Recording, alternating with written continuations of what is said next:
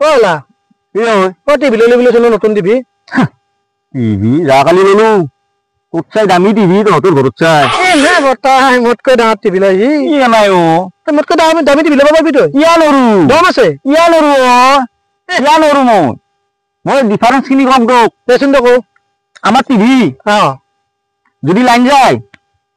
আমার টিভি মানে সুইচ বন্ধ করবার দরকার নাই অটোমেটিক টিভি অফ হয়ে যায় লাইন যাওয়ার পিছত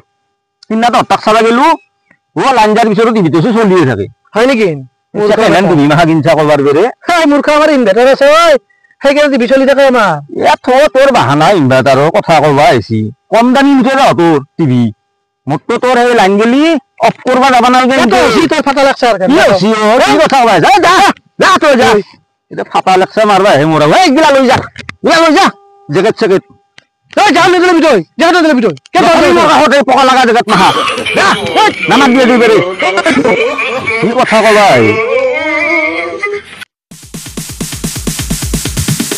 Sorry, it's DJ.